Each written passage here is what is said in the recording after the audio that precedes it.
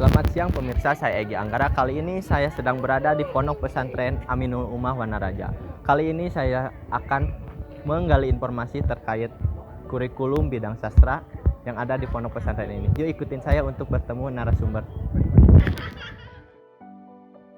Kali ini saya sedang bersama salah satu pembina atau penanggung jawab terhadap kurikulum bidang literasi mungkin. Sebelum kita mengorek lebih lanjut tentang kurikulum literasi di Aminul Ummah ini, diperkenalkan dulu profil pembimbing sastra atau literasi kita. Silakan. Nama Ridwan Malik, tapi biasa dipanggil Malik. Terus apa ya? Background kalau asal mah di selatan. Pamumpuk. Kuliah kebetulan dulu keterima di UIN Jogja gitu, jurusan sastra Inggris. Kuliah di Jogja itulah keputusan yang paling tidak akan pernah saya sesali. Karena kemudian ketika masuk Jogja gitu, segalanya berubah. Mantap. Kuliah di Jogja, terus tinggal di Pamengpeuk. Kenapa sampai bisa ada di Aminul Ummah ini? Karena kawan-kawan yang ngelola Aminul Ummah itu teman-teman di Jogja. Jadi awalnya aku kan dulu di sastra Inggris, terus ya ikut biasalah organisasi jurusan dan kemudian organisasi di luar primordial. Termasuk aku sempat ikutan UKM, ada di UIN Jogja tuh UKM Teater SK. Sanggar teater. Isinya ini ada Kang Harik, Budil, Sabik gitu. Kemudian ketika sudah lulus bertahun-tahun setelahnya gitu. Pas corona kan. Awal-awal corona 2019 terus kemudian vakum kan, nggak bisa kemana-mana kan, jadi quarter life crisis gini. Iya. Jadi ajak kok ya kan dia gitu, ya ayolah gitu, awal-awal mah iseng-iseng cobain gitu. Ternyata asik ya, gini ngajar gitu. Apa yang membuat Kang Malik tertarik pada bidang literasi ini mungkin? Karena aku dari SMP udah nulis. Tapi maksudnya bukan nulis yang serius gitu. Aku punya catatan pribadi gitu. Jadi diary. Buku diary lah zaman dulunya. Meskipun zaman dulu sialannya patriarki ya gitu. Kalau cowok yang suka nulis buku diary itu kan dianggap bencong. Betul. Gitu ya. Nggak tahu anak sekarang ngalamin. Terus masuk SMA. Kebetulan sekolahku tuh kena gempa, alhamdulillah kena gempa gitu. Jadi rusak. Dapat bantuan dari Metro, TV One dan lain-lain. Terus dapat bantuan banyak buku, perpusnya jadi banyak ya buku. Terus dari sana aku mulai baca novel sejarah. Aku inget pertama kali baca tuh novel PK Ojong. Apakah pernah menulis buku dengan serius dan menerbitkannya mungkin? Baru saja selesai nulis, tapi untuk kebutuhan sayembara novel DKJ, Dewan Kesenian Jakarta. Cuma kalau cerpen mah udah beberapa ada dimuat di media-media nasional, semacam yang Oki Madasari omong-omong.com. Ada saya beberapa. Nah, paling ngeblog. Kalau boleh tahu nih, udah di Aminul Ummah tuh udah berapa lama sih mengajar? Baru mau masuk 2 tahun. Baru 2 tahun. Aku masuk sini tuh Agustus 2021. Selama 2 tahun nih, bagaimana sih dalam menjelaskan atau memberi materi terkait literasi atau sastra ini ke para siswa mungkin? Sebenarnya mungkin karena kebiasaanku baca novel gitu. Terus aku pas SMA tuh suka banget pelajaran sejarah gitu, dan gurunya asik gitu. Cara guruku bercerita mengenai sejarah itu mendongeng gitu. Jadi jika nggak dongeng kemudian aku mencoba menerapkan itu di sini gitu untuk menjelaskan literasi atau pentingnya atau buku atau dan lain-lain gitu. Bisa dijelaskan bagaimana sih kurikulum di bidang sastra ini di Aminul Ummah itu? Bagaimana? Sebenarnya kalau berbicara kurikulum literasi di sini ya mulai pas 2021 ya, baru mau masuk 2 tahun juga bro. Terus kalau kurikulum itu tiap jenjang di sini SMP dan SMA. Berarti ada 2 jenjang ya, SMP, SMA gitu. Nah, itu setiap tingkatan 1 sampai 6. 6 itu berarti kelas 3 SMA, 1 itu berarti 1 SMP. Iya.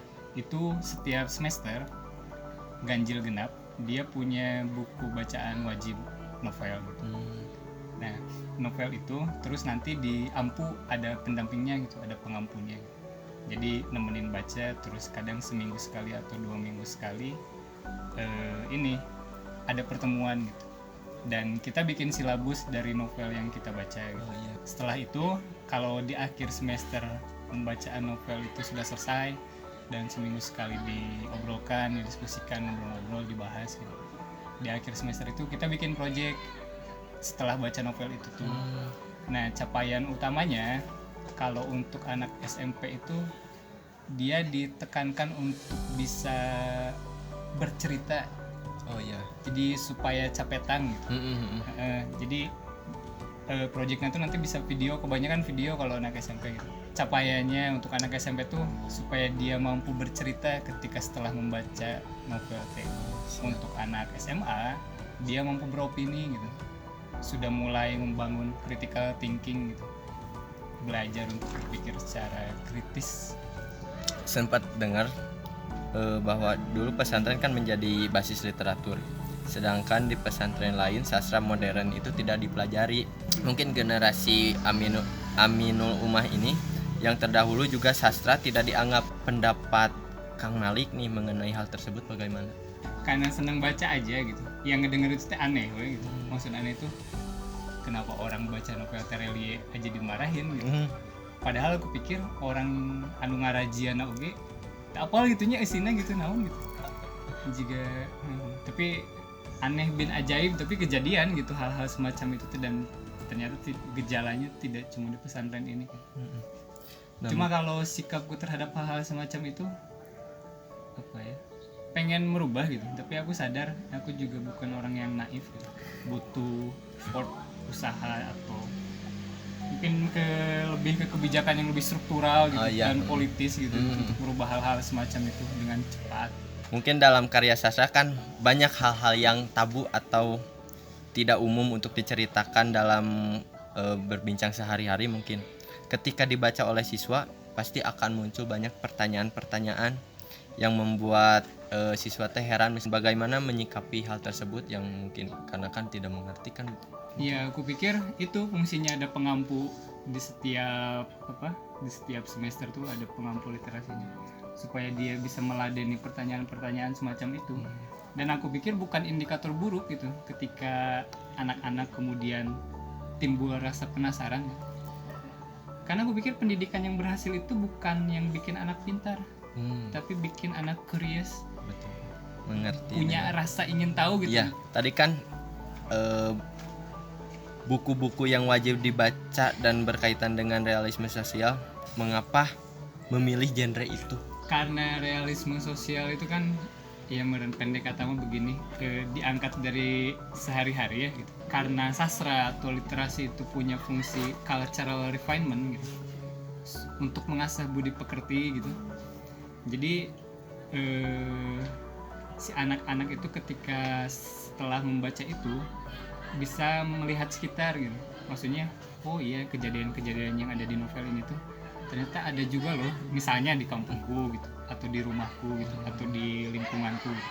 Supaya kemudian dia bisa menggabungkan pengalaman membaca dan pengalaman hidupnya gitu, jadi bahan untuk dia merenung atau bikin karya atau apa.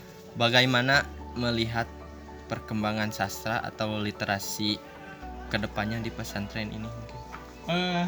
Aku sih optimis ya pribadi gitu, melihat anak-anak gitu setelah atau saya habis membaca novel, yang baca novel, baca apapun yang telah dia konsumsi gitu, dia bisa mengeluarkannya gitu. Artinya bisa bikin puisi gitu mereka. Ada yang satu semester tuh punya catatan harian gitu. Ada yang kemudian jadi lagu gitu. Ada mungkin nanti bisa dicek di YouTube. Setelah baca Animal Farm gitu misalnya, anak-anak kemudian bikin lagu Serigala dan Babi dan gitu-gitu. Terus setelah ini bisa jadi naskah-naskah pementasan gitu. Untuk ngebiar santri misalnya Paturai Tine gitu bisa. Padahal kan di sini. Baik pemirsa, kali ini saya sedang bersama salah satu siswa yang berada di Aminul Ummah. Kebetulan teteh ini berkecimpung di Eskul Sastra, betul teh? Kalau boleh tahu dengan teteh siapa? Aku Wardah, Teh Wardah. Mungkin kelas berapa teh? kelas 2 SMA. 2 SMA. Jurusan? IPA. Jurusan IPA. Nah, mungkin saya mau menanyakan bagaimana sih pengalamannya teteh selama ini mengikuti Eskul Sastra ini? Pas aku di sastra menyenangkan, seru, soalnya di sastra kan kita bikin bisa bikin karya, terus kita akan banyak baca buku.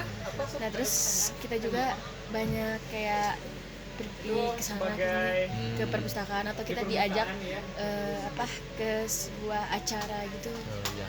Sebelumnya teteh kan mengikuti bidang sastra nih. Ya, Udah mulai menulis atau belum?